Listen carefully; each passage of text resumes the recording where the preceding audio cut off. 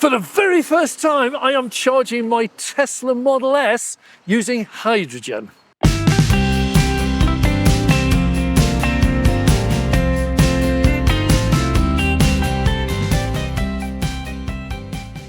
Hi, I'm Dave. Welcome to Dave Takes It On. And today you find me at a very, very wet and cold Kenn Lodge services. We're on the A74M and the M74 is just the other side of the trees. Absolutely appalling day, but we're here today to have a look at charging an electric car using hydrogen. Okay, so here is the hydrogen, and we weren't joking, this is the hydrogen that's being used to power and charge my car. So first question is, why have we got hydrogen here in the first place? Now, regular viewers will remember we did a visit to Ferrybridge, which is a grid serve installation, and this was before Christmas. And that installation there, they didn't have sufficient power in order to be able to run the chargers. Over there they have 12 350 kilowatt grid serve chargers. There was not enough power.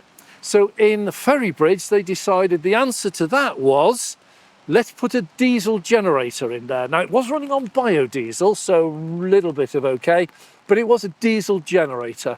And the 350 kilowatt capable chargers, they have modules inside them, each one about 60 kilowatts, and they only put one module in, so they were actually rated at 60 kilowatts, even though the units are 350. While we were there, the whole site went down. First time we've ever filmed a blackout live. So the diesel generators are not entirely reliable, but it was providing a service. Now what we have, we've just come from another installation which is at Southwaite Services, and GridServe there have also installed new chargers but also don't seem to have enough power. So power is always a problem. And here at Kenn Lodge they have a power problem. They do not yet have sufficient power to be able to run the EV chargers. So Kenn Lodge here is a Westmoreland owned site, same people who own T-Bay and Gloucester Services. And at T-Bay they had a power problem. They didn't have sufficient power to be able to run all the chargers they wanted to. And here they have exactly the same situation. And regular viewers will know that the DNOs connecting the power is usually one of the hold-ups in any installation. So rather than do nothing, Westmoreland have decided to put in the chargers. They've fitted three 300 kilowatt dual bay Swelco chargers. We saw these, for those of you who saw the video, down in Gloucester where I filmed them originally before they came online.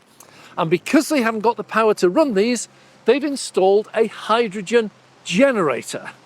Now this is a very simple principle. Over there you can see hydrogen cylinders. What happens is periodically a hydrogen lorry will come in and they will take away the old empty cylinders and replace them with full cylinders. But this is a system that is running entirely off hydrogen, nothing else. In future, it is possible to link this to wind turbines and also to solar panels, and also there may be a grid upgrading here as well. But for the moment, a hydrogen generator is running three 300 kilowatt dual bay chargers. It's one solution, and it seems, because of the power of the charger, and these are running much faster than the GridServe ones in Ferrybridge, these are running much better than the ones on the diesel generator. Now the first time I came across these chargers was down at Gloucester Services. This is Westmoreland Charging, which is a new charging network, and I was down at the Gloucester Services. These were not yet commissioned, but I took some photographs and they've appeared in a previous video. I'll see if I can find that one for you. But these are made by Swelco. It goes back, it's a long story about the crystals and everything else. I'll cover that on another occasion. But these are fabulous units. They're 300 kilowatts. And the dual bay, and that means that there's pretty much every car out there will get a decent charge here.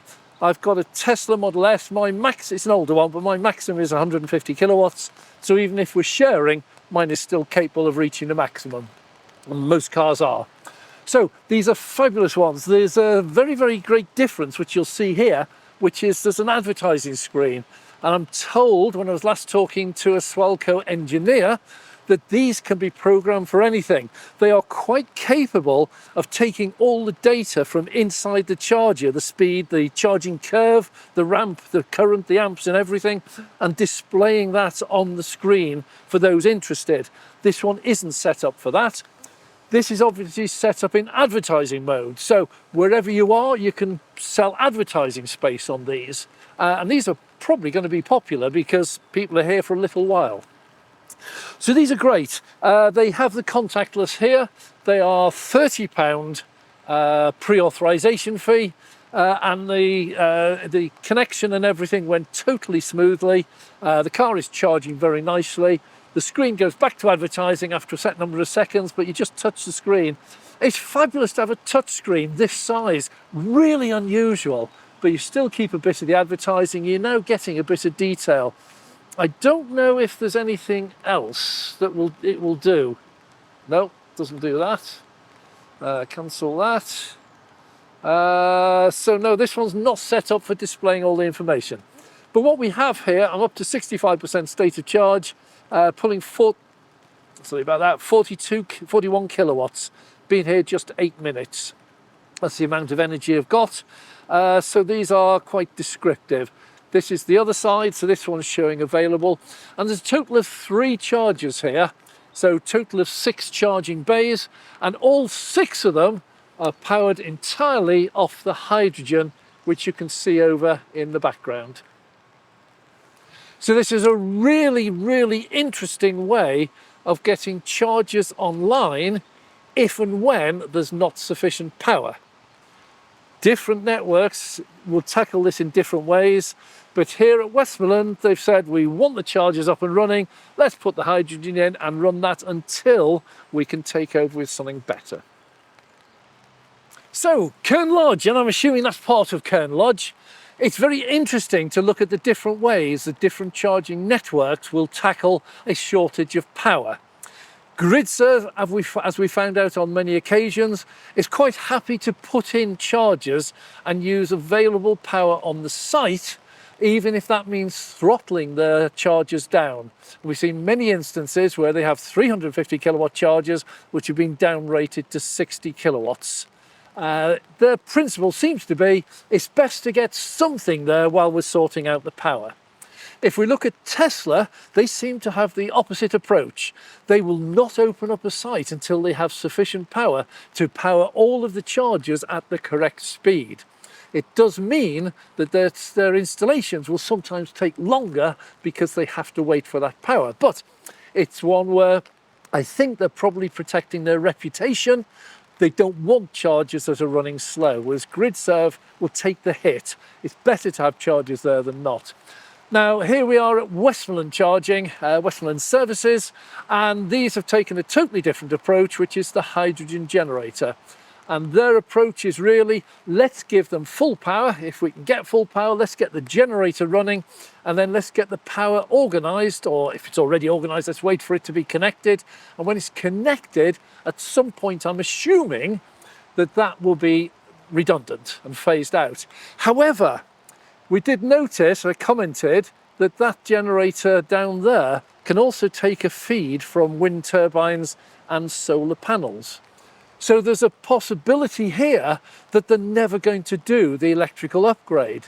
There's a possibility here that they've already got planning permission in for a wind farm or a wind turbine and some solar panels nearby, and this is just powering it off hydrogen in the meantime. Now, if they do that, then when they have the wind turbine and the solar panels, it'll be running 100% renewable energy, and it won't actually be using the hydrogen. But the hydrogen will always be there in the background. So if there's a sudden mad rush and there's no wind, the hydrogen will just take over as a top-up, not as a primary fuel. So I'm going to have a word with the managing director, the CEO of Westmoreland, and find out which of these it is. But it's interesting to see the difference between the networks. It's just very interesting to note the way different people, different networks, different chargers, different manufacturers tackle the problem of the weight. These cables are fairly hefty cables. All chargers are the same, there's a lot of current. A lot of these are water cooled. so they will have water pumping around inside them to take away the heat, because when we're charging it up to 300 kilowatts, there's a huge amount of heat generated. So these are quite heavy. Now somehow Tesla don't have this problem. They have very much thinner cables. I think they're still water cooled, but they're very much thinner. They're very much lighter, and no Tesla chargers actually have any support mechanism whatsoever. We're going to have a look into how they do that at another time. This one has got a support here. This is a cable support, so it takes the weight of the, and actually, that is amazingly heavy. That is really, really heavy. So in this case, there's no way anyone could hold the weight of that cable. So this support is absolutely vital. And it's the same at places like Osprey. I was in Banbury, same thing. Very, very heavy cable. And they've got the big springs that go over the top to try and take the weight. Also notice Instavolt, and they have a similar structure there with the cable. So coming back down here, that's taking all the weight. So all we're actually holding is the plug and that length of cable. Now this is an interesting mechanism here. It actually locks in place. There's a little spring clip in there. So this one you need, unless it's pivoted, so you need to actually pull and lift, and out it comes. Now this is quite heavy. A lot of the weight is being taken there, but this is still quite heavy. It is not a comfortable one to use, and it's one of my common complaints. I do not understand why some networks have really light and flexible cables and others have really heavy and unwieldy cables. But this is not the lightest cable I've used. Without that support there, this would be impossible. So that's the mechanism. There's an emergency button behind here, so if you are charging and something goes wrong, you can hit the emergency button. And then to replace this one, you put it in there and then lower it down, and it locks into place. And one of the problems with Tesla chargers, they have no lock. And on a few occasions when I've seen a fault, it's because when they put the plug back in, there's nothing to hold it in place and the plug ends up on the floor. This is a good idea for that, but a very bad idea for the weight of this. Well, thanks very much for watching. If you have enjoyed this video, please click the like button. And if you'd like to see more, please subscribe and click the notification bell so we can notify you next time we launch a video.